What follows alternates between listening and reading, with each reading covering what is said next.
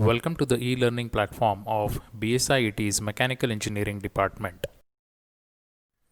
I am Viren Bhirdi and we are studying Mechanical Engineering Materials. We are learning unit number 3, that is cast iron.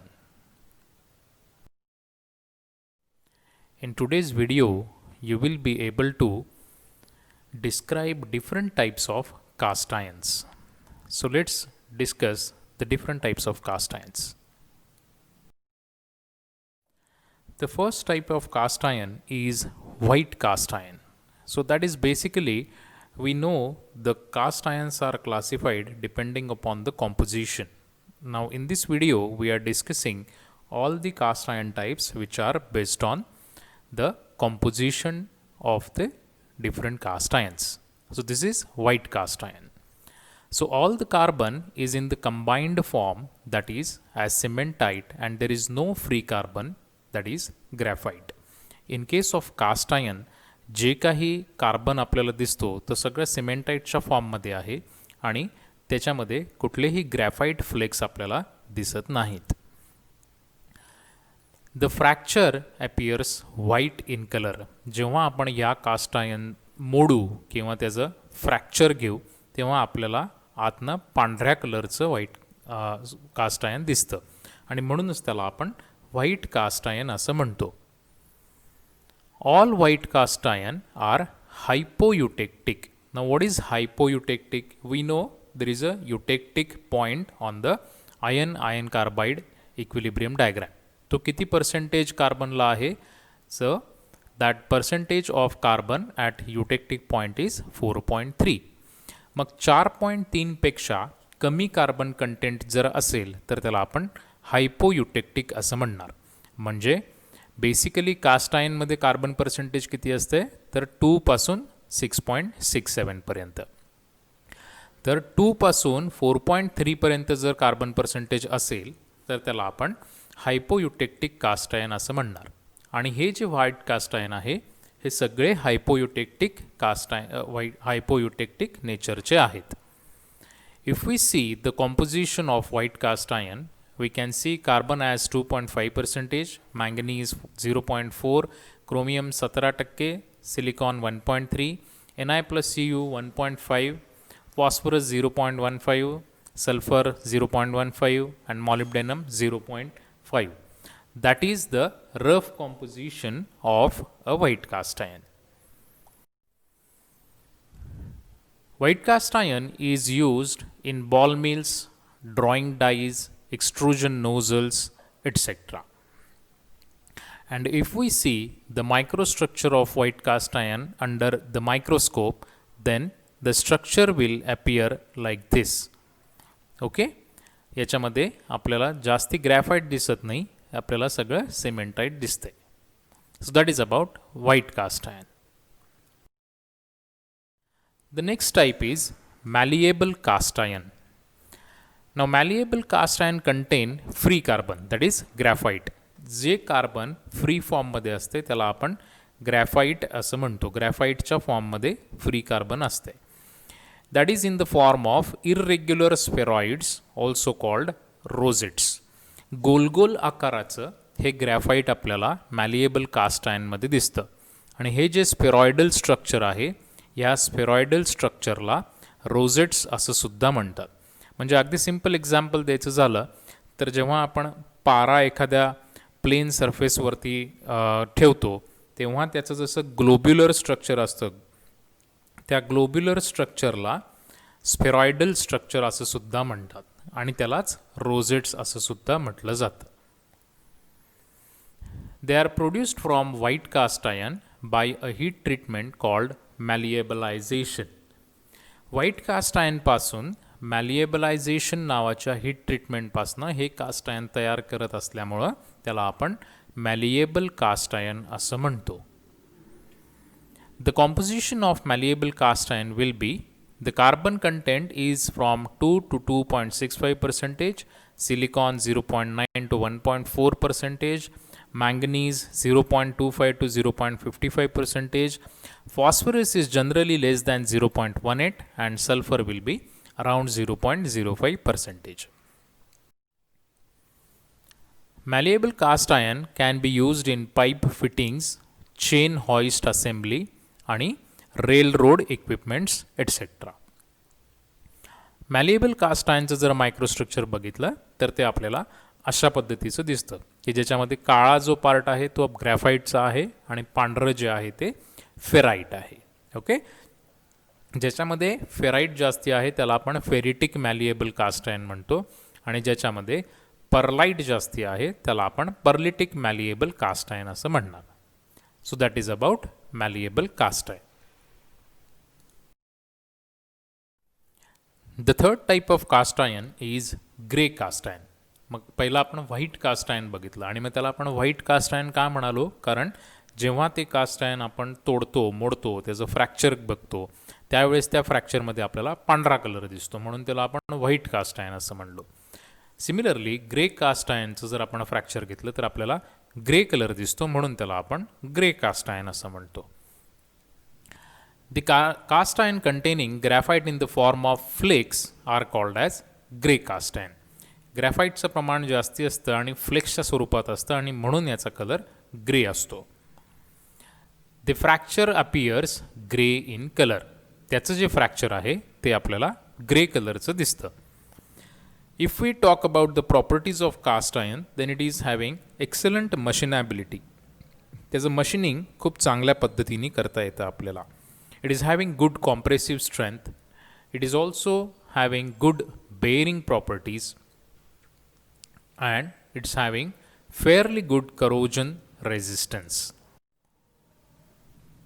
The composition of cast iron is carbon is from 3.2 to 3.7%, silicon 2 to 3.5%, sulfur 0.06 to 0.1%, phosphorus 0.1 to 0.2% and manganese will be 0.5 to 1%.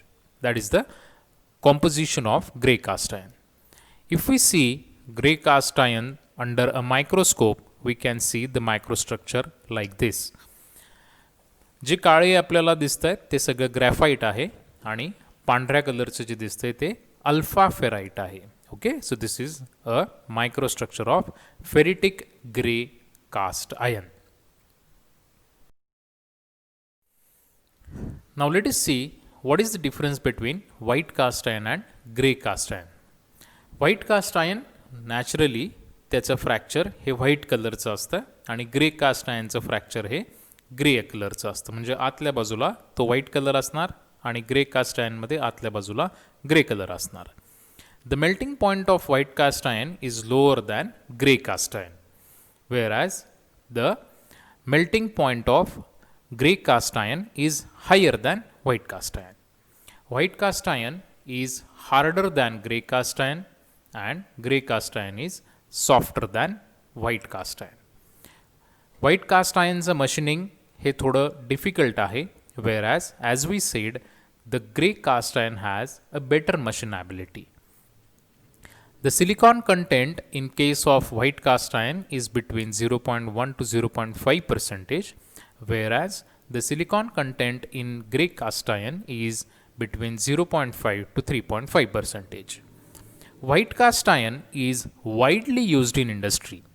त्याचा वापर इंडस्ट्रीमध्ये भरपूर प्रमाणामध्ये केला जातो, whereas the grey cast iron has limited applications in the industry.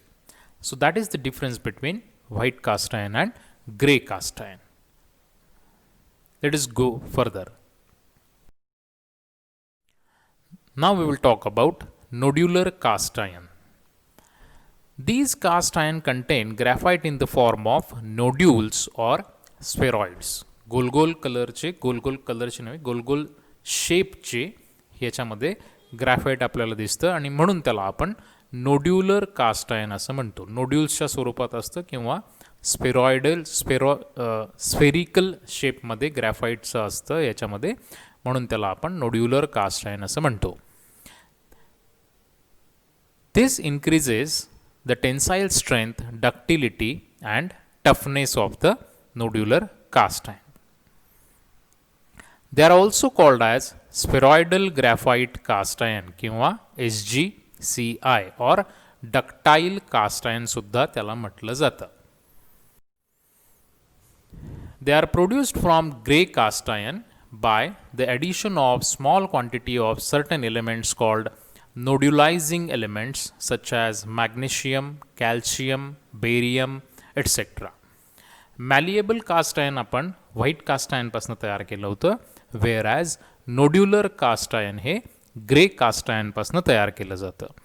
मॅलिएबल cast iron हे मॅलिएबलायझेशन नावाच्या प्रोसेसमधनं आपण तयार केलं आणि grey caste आयर्नपासनं nodular cast iron जर तयार करायचं असेल तर आपण त्याच्यामध्ये काही नोड्युलायझिंग एलिमेंट्स घालणार. मग ती कुठली आहेत तर they are magnesium, calcium, barium etcetera.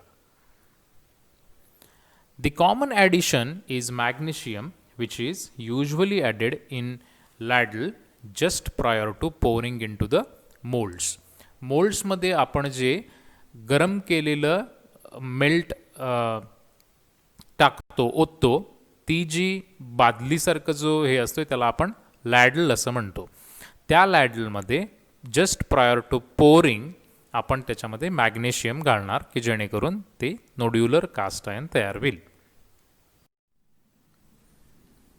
The microstructure of nodular cast iron will be like this, ज्याच्यामध्ये अल्फा फेराइट व्हाईटमध्ये दिसते आपल्याला आणि जे ग्रॅफाइट आहे ते नोड्युलर किंवा स्पेरॉइडल शेपमध्ये दिसते.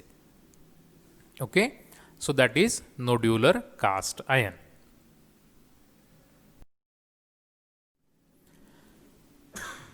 Now, chilled cast iron.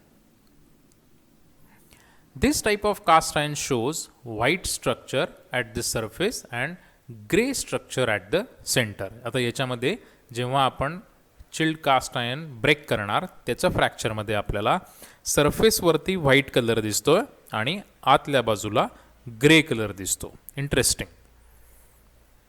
Due to this good properties of white cast iron such as hardness and wear resistance and gray cast iron, that is machinability, damping capacity, can be coupled together. याच्यामध्ये आपल्याला दोन्ही सुद्धा caste आयर्न्स दिसत असल्यामुळं white cast iron आणि grey caste iron दोघांच्या properties याच्यामध्ये combined स्वरूपामध्ये आपल्याला मिळतात.